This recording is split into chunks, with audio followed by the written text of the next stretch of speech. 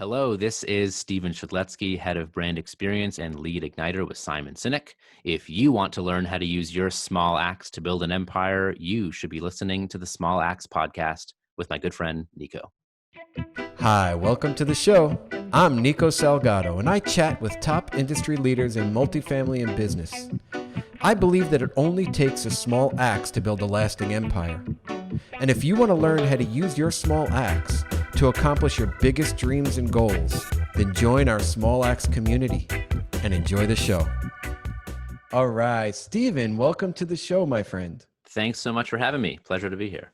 All right, great, man. So I would love to start with a little bit of background about you and your journey and how you got to where you are today. Sure. So I very much fell into a business career by accident. I was in second year of university. I took a business class just because that's what people did, and I thought it'd be smart to do it. And my lecturer, a guy by the name of Anuj, said, "Hey, you should go to business school."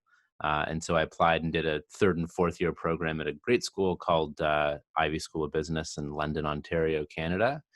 And I always gravitated towards the people side of business. I understood the importance of a balance sheet. It just wasn't where my heart sang. And I always gravitated toward the fact that people are the difference. You can have the best strategy, but if you don't have people who believe in it and people who execute on it, that strategy just sits on a piece of paper or on a computer screen. It's the people who make it happen. And so I always gravitated toward the people side of business. I started my career in a leadership development program, like a rotational management type of thing. I, quote unquote, won formal campus recruitment. I got a job through campus recruitment. And on my first day, on my first job in the corporate world, 1,000 people were let go. And I was the kid walking in as many more people were walking out, and it was eerie. And let alone the people who were let go, they'll land on their feet and they'll be better for it. But what about the people who stay, who show up every work and are walking on eggshells and wondering if they're going to get the pink slip next? And I just saw, veterans of this organization, people who had been there for 10, 15, sometimes 40 years, freaked out, not willing to make a mistake or take a risk or share what they really felt for fear that they could be next to be let go. And it was an awful environment. And I just thought, I don't want to spend the rest of my career this way. And there's got to be a different or a better way. I was about to be moved into a marketing role for that organization. I met someone who quickly became a mentor, a guy by the name of James Powell. And I said to him at a dinner, like he and I were connected on a Tuesday, and like on Wednesday we had dinner. Like, when does that ever happen? And I said to him, I'm afraid to do marketing for an organization where I don't believe what they sell and how they sell it. And he said, watch this video. And he shared Simon Sinek's How Great Leaders Inspire Action video, and everything changed. Fortunately, right time, right place, I connected with Simon, and I've been able to do this work with him for, close to a decade now. Wow, man, if our moral compass is not in line with what we're doing, it's really, really hard to have fulfillment in what we're doing and really to embrace the vision of such a culture. And it's difficult. You're going into work every day, seeing the just demoralizing vision that people have, or just the overall environment with, like you mentioned, of something that is just negative and not aligned with your moral compass. Now, I went through a similar, journey. I graduated with a degree in business, and then I ended up doing sales, like door-to-door sales right after, and I did not like it at all. So within a month, I quit that job and I went back to school to become a teacher, thinking that I could make a difference that way. And I have been a school teacher for the past 17 years now. And, that has been my way of making a difference in society. So when you met up with Simon, how did you kind of, I guess, develop into your current role, and how has that been more fulfilling than the previous role that you had? Sure. Well, I was exposed to Simon's message, and I went, yes, that. Like, I want that. At first, if I'm honest, Nico, it was a selfish pursuit. At first, it was like, I want that. And then somehow, through osmosis or just the fact that I'm human, I realized that the greatest way to feel inspired, safe, and fulfilled is to help other people around me feel that way. That if I want to feel that way, help the people around me feel that way, and I'll get it in turn. And so I just became obsessed with what are the ways that I can use my strengths to contribute to that. And if I was doing that, then I would probably feel good myself. Um, and I had a chance to join Simon, like I said, close to a decade ago. So about 2011, 2012. And at first I started in the mailroom. I was answering fan email. And I'm good at answering an email. I'm just not really good at answering 15 of them, let alone, tech requests about our online course or this or that or the other. And it was hard. It was painful. I was working uh, for a cause that I believed in, but I was doing things that were outside of my fit, outside of my strengths. And I didn't really realize at the time, but they needed to know to trust me in order to give me more responsibility. Um, and as soon as I switched my mindset from I'm not contributing in the way that I want to I'm contributing. They're giving me something to own, just own it. And if I make that choice, maybe I'll get more opportunities, or if not, I'll just hang my head proud that I gave it my best shot and didn't have, that I think us as millennials, at least I'm a millennial, we get labeled as lazy or not willing to put in the work. I didn't want to be that. So I wanted to show them, okay, like I believe in this. I believe in what we're doing. I'm willing to do whatever it takes to contribute. And as soon as I made that choice to just show up, figure out what's in my span of control and rock it to the best of my ability, things started to shift for the better. And they started to give me more and more responsibility. Great, man. Great points. And to your credit, I mean, it kind of says something about you if you are excellent at communicating to a few emails, but 15, it just kind of states to me that you are somebody who's passionate and caring about what you do. And to maybe, I guess spread yourself thin would be, I guess, injustice to who you are as a person. So saying that, doing 15 emails, if you're really putting the time into those few, I think that speaks volumes of who you are as a person. So thank you for sharing that. Yeah, And thank you. now, so moving into finding your why, did it take hmm time and does it take time? Um, it can, but it doesn't have to. So there's a process that Simon's developed and our team has improved upon. Um, you typically need to be at least about 16 years old. 16 to 20 is usually when your why is fully formed. You've had enough life experience, and your brain development is, further along. When I joined our team, I just thought my why was Simon's. Like, in all honesty, I just outsourced my why discovery to him. I went, yeah, he inspires me. That's what it is.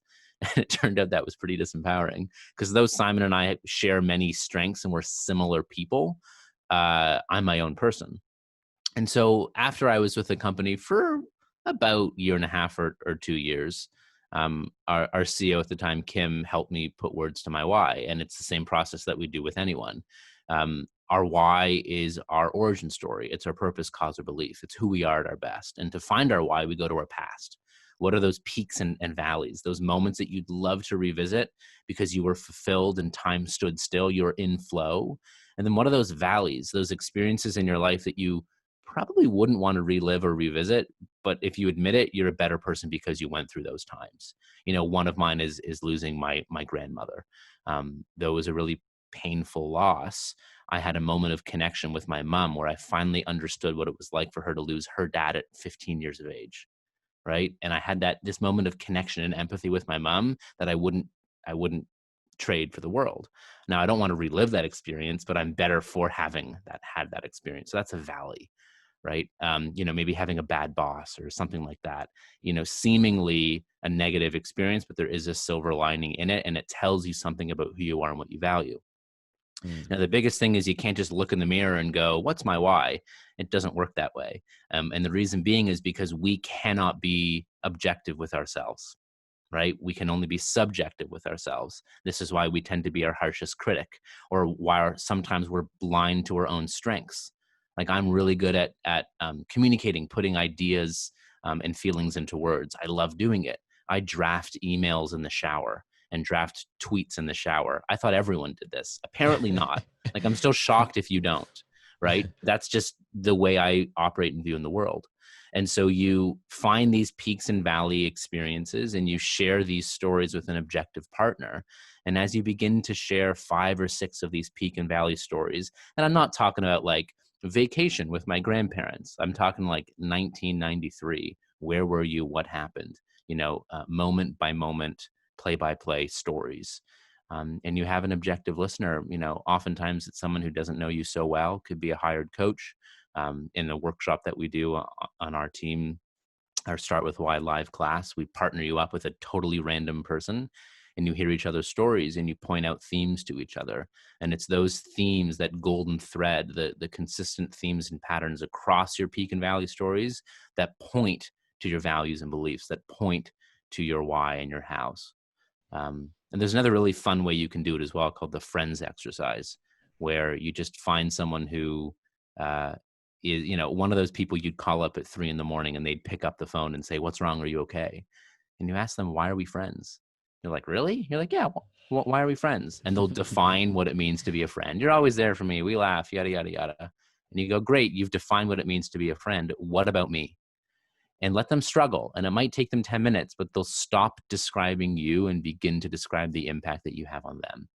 And therein lies your why as well. So it's a fun way to test it, or a fun way to get in the ballpark of your why. Wow, Stephen, this is really, really powerful stuff. And I am a firm believer in, progressing and through courses and through a mentorship program and coaching to help assist in every aspect of my life. And this, finding your why, I am a firm believer that is extremely important. And before we move any further, do you think you can just shed light to some of those people out there who are not in belief in the same have the same belief as I do? Why is finding your why so important? Yeah, I mean, we're not in the business of convincing. We're in the business of inspiring. So you can lead a horse to water, but you can't force them to drink. You can drown them. But the best time to find your why is when you want to. And the reason to find your why is when you find it, you have a North Star. You have an understanding of, if you spend the majority of your days contributing toward that, it will be a life well lived. It'll be a life in which you'll feel fulfilled. And the definition of fulfillment is using your strengths to contribute to something bigger than yourself. It's service, right? And on a biological level, it feels good because it releases oxytocin into our blood, which is the happy love chemical.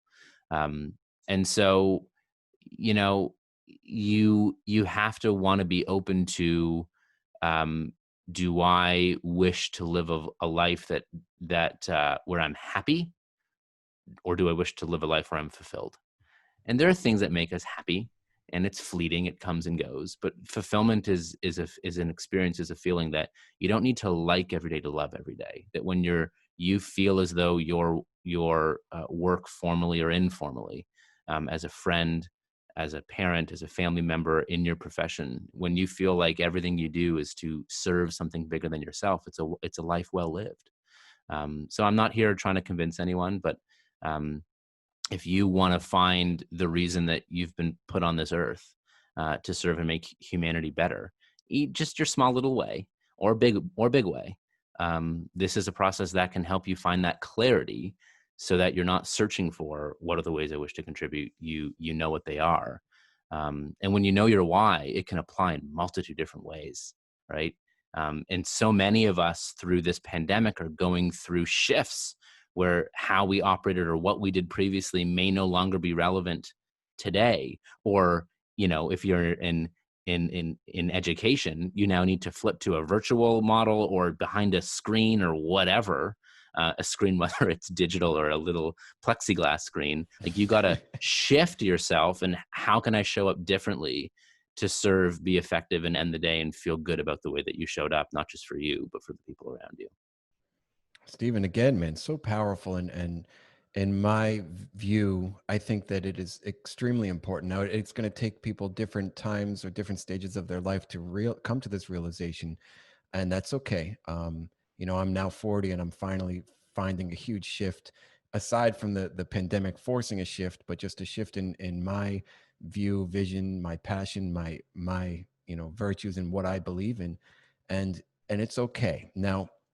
Starting this journey, I hear you talk a lot about the different, or discovering the difference, find the difference, or separating the what, the how, and the why. Can you talk a little bit about that for our listeners? Absolutely. So this is the golden circle. So Simon stumbled across this pattern, and he started to explain it about, gosh, about 12 or so years ago. He discovered this thing called the golden circle, and he started to explain it as to the reason some marketing messaging was compelling and why some marketing fell flat. Like, why is it that we'll actually pause our TV to watch that Pampers commercial because it makes us cry, versus fast forward that used car commercial? Because one actually draws us in and pulls us in on emotion and is compelling, and the other is just about slinging more product. Hmm. And so Simon discovered a pattern that actually has more to do than just marketing. It has everything to do with the way we operate in our world, in business, in education, in our lives, in friendship, and in everything. Um, every one of us knows what we do. This is the tangible stuff. I drive carpool. I do interviews. I speak. I'm a barista at Starbucks. I sell pharmaceuticals, whatever it might be. And let's face it, anytime we say those what's, we make conscious or subconscious evaluations on who that person must be, what their life must be like, what their values are, right? Um, most of us know how we do it different or better. So you're an educator. You could have a colleague who teaches the same subject to the same uh, grade, the same age group, but you might do it in different ways. Though you have the same quote unquote what, the same curriculum, you might do it from a team based, collaborative, creative approach. One of your colleagues might do it from an analytical, thought based perspective. Not different, not wrong, not better, just different. And based on our preferences as students, we might be attracted to one or the other more based on our own personalities, right? So, same what, different hows, different strengths or values in action. And our why is our purpose, cause, or belief. It's the very reason we do it. Our why is the reason we get out of bed in the morning and why anyone should care. So, you could teach or be an educator. Maybe you can speak to this because you have a sense of your why, but you could do it because you have a deep belief that if someone comes across just the right role model, they can change and pivot their life for the better. You want to be that person, not for everyone, because you can't be it for everyone, but maybe you can be it for 3 or 5 kids every year. And for the other 25, you might be able to connect them with their version of that mentor, that person who can change them for the better. And if you do that, you will feel great. You'll feel fulfilled. You'll feel as though you have a sense of purpose, a reason for being. And so the vast majority of us, because the what is easy to understand, I know I'm a math teacher, we gravitate and identify towards that. But that's not what gives us meaning. What gives us meaning is the fact that we can be that person who introduces someone to a mentor that can change their lives for the better. And math just might be the vehicle to help us do that.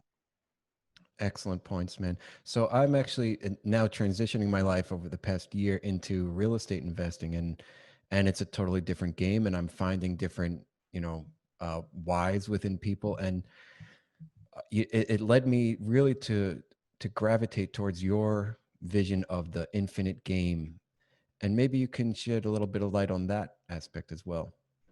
Absolutely. So, and ask me more questions because I want to make sure it lands in your context and for your listeners. So, Simon's first book was called "Start with Why." He recognized this pattern that those leaders and organizations that have the capacity to inspire are all clear on why they do it, and they start with that. He then wrote "Leaders Eat Last," which is about getting the conditions inside of our organizations right. That as human beings, we're designed to form bonds of trust and cooperation. When we create systems and layers and things that actually put us outside of our comfort zone, right? We're a tribal species. We're supposed to live in tribes of 100 or 150. We ain't doing that no more. But yet, everything in our biology is trying to get us to form bonds of trust and cooperation.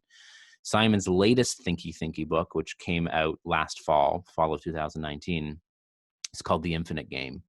And in it, he builds upon the work of James Carse. Carse was a theologian at NYU, and one of the sort of founding fathers of game theory, finite and infinite games.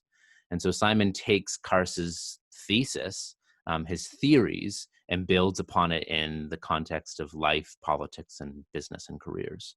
So if you have two or more players, you have a game. And according to Karse, if you have a game, you have at least two types of games: finite games or infinite games. Finite games have known players, agreed upon rules, and fixed objectives. And there are winners and losers. There are clear beginnings, middles, and ends of finite games: chess, baseball, football, right? Infinite games have known and unknown players. Players come and go, but the game lives on. Um, the rules can change, they're arbitrary. And there are no winners or losers. There's only ahead and behind. There are no ends to infinite games. It just keeps going. And so if you think about it, like real estate, there's no winner of real estate. You can have a good year. They can put a big picture of you in the newspaper and bravo.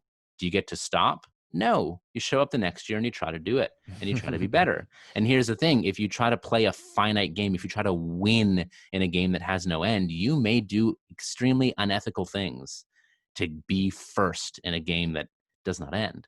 Um, and so it behooves us to realize, are we playing in a finite game? Are we playing in a game of baseball? Are we playing an infinite game, in a game that has no end? And if we're playing in an infinite game, there are some rules and guidelines to help us lead and help us stay in that game, to connect with a just cause, a why, something bigger than ourselves to contribute toward, to build trust with the people around us. Because when we have trust, we can do remarkable things. If we don't have trust, good luck when trouble hits the tribe. Everyone looks out for numero uno. To study our worthy rivals instead of trying to beat the competition, which is finite.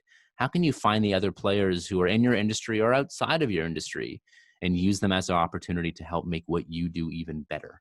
How can you prepare for existential flexibility, which means that you're willing to implode your own operation or strategic course if you find a better way to advance your cause, right?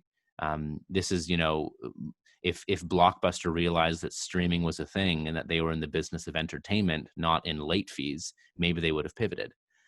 If Kodak would have realized that, wow, we're in the business of helping people's memories last forever, I guess we should embrace this thing called digital that we invented, by the way. Or this is, Demos Pizza, which is a little pizzeria in Chicago.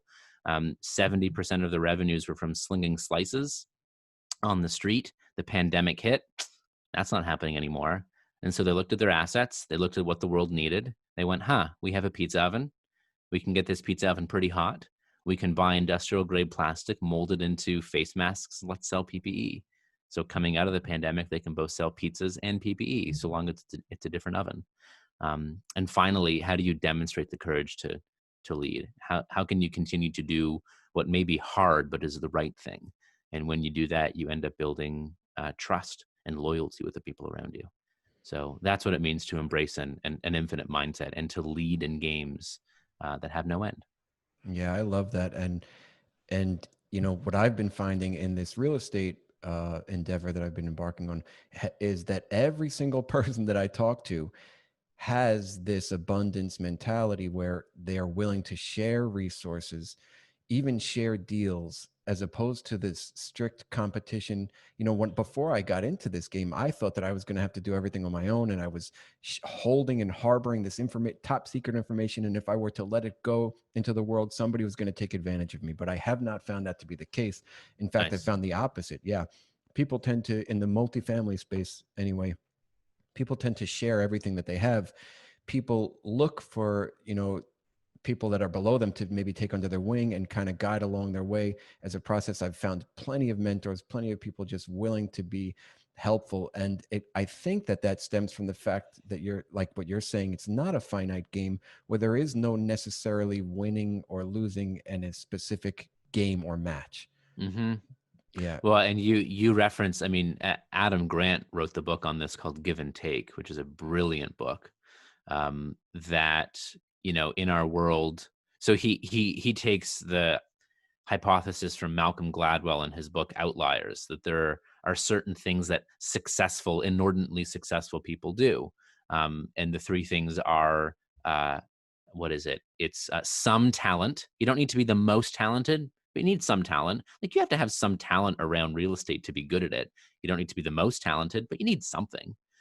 Hard work, this concept of putting in 10,000 hours. If you put in 10,000 hours at something you're good at, you can become a master. Not an expert. An expert means that you have nothing more to learn. Master means it's mastery. You're constantly working at it. And then a big word called LUCK, luck. born at the right time at the right place. Like that plays a factor. Bill Gates, born in Mesopotamia, not the Bill Gates we know today, right? Right. And the fourth factor that Grant says, of course, some talent, of course, hard work, of course, luck, and reciprocity style. Are you a giver or a taker or a matcher? So in our society, we have takers, people who are always looking out for themselves, people who sometimes seem to be a giver. Maybe they, have a building named after them, so they're big in philanthropy. But when it comes to the end, they only care about numero uno, and they're actually willing to do things that cut other people out of the equation. And they'll burn you once, and they'll burn you twice, and then you don't want to have anything to do with them. You have matchers, which tend to be the most people in our population, who, I'll scratch your back if you scratch mine, tend to be pretty short-sighted. I'll only help you if I feel that I can cash it in at some point soon or in the near future. Quid pro quo. So you don't really get ahead. And then you have givers. Givers are people who are always looking to serve others, have an infinite mindset. And as it turns out, there are two types of givers. There are givers that give without any regard to themselves. They can become martyrs. And there are givers that have boundaries. Nico, I can help you, but it's got to be Thursday afternoon. Do you need it before then? If you need it before then, go ask Nancy. She can help you. I'm still giving, even though I'm not doing it all. Or givers that have a sense of their own agenda as well, but their agenda is always service oriented. So of course, when we create these communities where we help each other out, I mean, that's what helps sustain our species and helps us thrive. And you quickly figure out that if someone's just in it for them, or they'll take without giving back, it's like, I don't really want to do business with them because they're just out for themselves. Or they've burned me once, I'm not going to let them burn me again. And you invest in those relationships where people give simply because they've been given to, or that's just what they believe in. And the best thing is it inspires you to go, this is how I want to do it. As I learn and grow, I'm going to bring others under my wing, so long as they prove trustworthy. But the biggest thing about leaders is, they trust first. Trusting others, loving somebody else is a risk. But leaders are the ones who trust first. It's kind of like trustworthy until proven otherwise. That's great. Excellent stuff, Stephen. And I mean, it's this type of mindset with the people that are giving. I like how you split up the two types of givers, because it is true. And we always think, oh, somebody who gives is an amazing person, but you can also get taken advantage of. And there comes a time and place where you need to move on from the people that you are giving to, if that is not reciprocated in a healthy fashion, at least. I mean, obviously there are people that cannot return the favor in monetary ways, but as far as appreciation, that can certainly be returned in that sense. And paying it forward. So there are plenty of times where I've helped people and they've said to me, "Oh my God, thank you so much. What can I do to repay you?" And like, if I had something, it's like, actually, you can help me with this. Like, sure. But most of the time, I'm not doing it because I want something in return. I'm doing it because someone's done it for me before, or I have something to give that might help them. Why would I hold back? Right. Um, and oftentimes they'll say, "What can I do to repay you?" And I'll say, next time you find someone who needs help or who can benefit from this information, share it with them. Get it to give it. And so it's not about, a transaction. It's about a relationship. And there are some great friendships that I've built over the years because I've just, I'm thinking of this one guy by the name of Brian. He wrote into our website when I was still doing customer service for us. And he just wrote this message. He was in college at the time. He was struggling to find, what should he do with his career? He was faced with, does he go down the corporate path, or does he follow his passion and do the thing that has far less of a guarantee of income, but he kind of knew that it would be the meaningful journey. And I read his note and I'm like, I see myself in this kid. I just see myself in him and I want to help. And so I could have just responded with an email, but I said, hey, every now and then we get emails like yours that warrant more than a response. You want to hop on the phone? And I hopped on the phone and I just said, tell me more. And he started sharing, and I just literally shared ideas and perspectives because a mere, 4 or 5 years before, I was going through the same sort of, what do I do with my life and career, big questions that he was. And I just wanted to help him because people had helped me during that time. And he kept saying, what can I do to repay you? And I just said, help somebody else. And now 5, 6, 7 years later, and we're close friends. And he's constantly sending me referrals for clients or podcast interviews or this or that. because we have a genuine friendship. I've helped him and he wants to help me. But I didn't do it to get something. I did it to give. And when you show up to give, it's funny what comes back in return. Call it karma, call it human spirit, whatever it is. But when we show up with generosity, giving without expecting anything in return, it always comes back. Yeah, I couldn't agree with you more. And it, the book The Go Giver also instilled that mentality in me as well. And I really like the thought and the vision of sharing your mentality and your outlook on life with others in the hope that they will then pass it on, like you're saying, to others to really affect more people, because we can only affect a certain number of people. But if we can instill that in others to who are likely to deliver that across the world, we can create a huge ripple effect that can really impact a large number of people. That's how movements grow.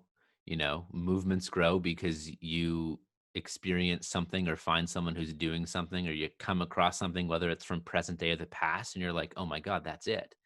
And you just share it with anyone who will listen, and you embrace those who go, yeah, you go, right, share it, go, come on, Yeah. and that's how movements grow. That's how things spread for the better. Excellent. Stephen, I'm going to kind of pivot now towards one of the questions I ask every single guest on the show. Let's imagine it was 100 years from now and you have great great grandkids. Now, let's say those great great grandkids wanted to write a book about you. What would you like that title to be? Phew. Uh, prr. I would say I would love for it to be titled "A Legacy Well Served." Um, That and sounds beautiful. I can expand if you wish. Sure. Yeah, you can go a little bit farther into it. I mean, I think we are all byproducts of the people who have helped us become who we are.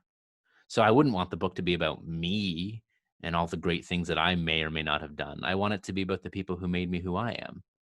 I want it to be about my grandfather, who's a Holocaust survivor, who gave everything to give his family a chance. I want it to be about my mentor, Dr. Dennis Shackle, and another lecturer, Anuj Chandaranda.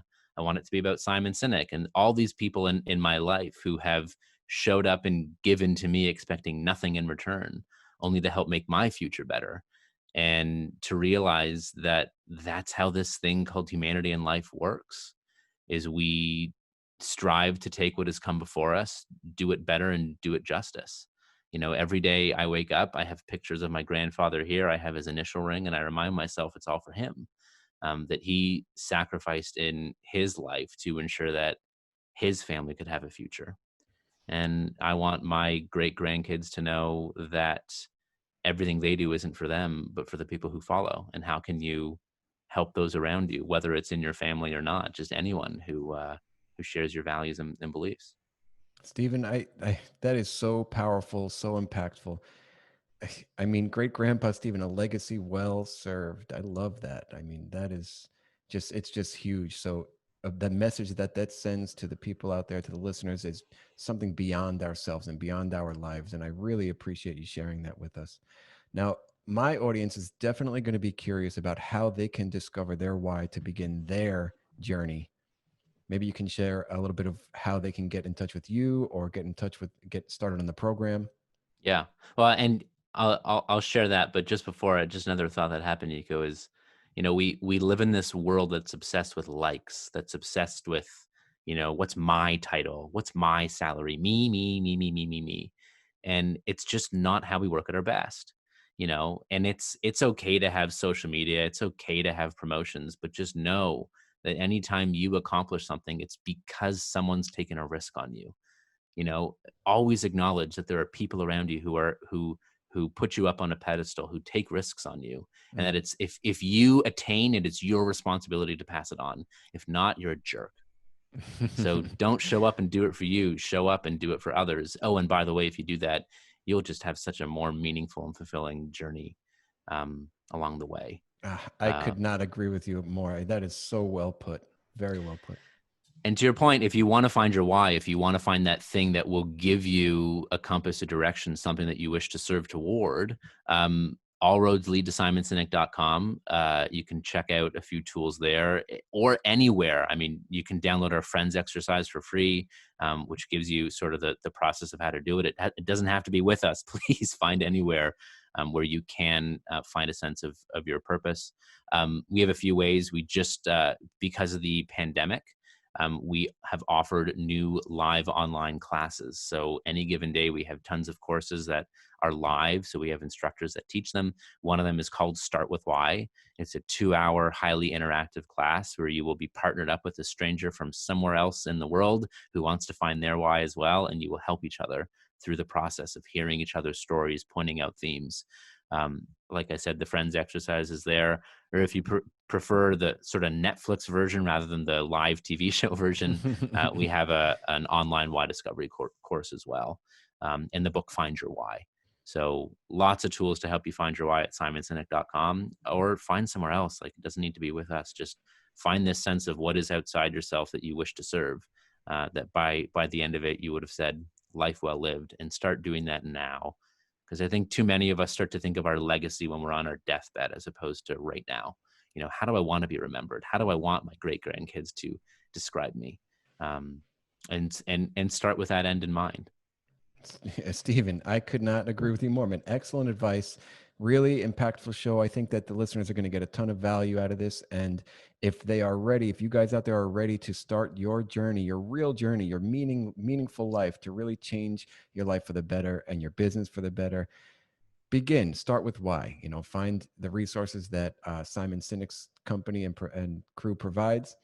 Jump on calls with people, start maybe doing the Friends exercise. I think that would be hugely impactful. And on top of that, taking that 2-hour course where you're starting and talking to somebody from anywhere across the world is can be uncomfortable, but I think that it's going to take that to begin this serious journey that you guys can embark on today. So, Stephen, I want to thank you so much for your time. My pleasure. Yeah, same here, Nico. This was great to do. And it was Friedrich Nietzsche who said, if you have a big enough why, you can overcome any how. So if it matters to you, you're willing to get a little bit uncomfortable to find what it is that you want to pursue. Oh, absolutely. Stephen, thank you so much for joining us today. Pleasure. Take care. All right. Hey, Small Axe community.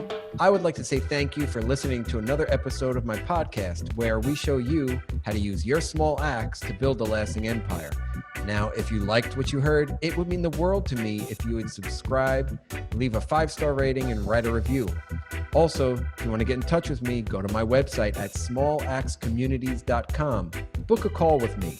And until the next episode, keep sharpening those axes.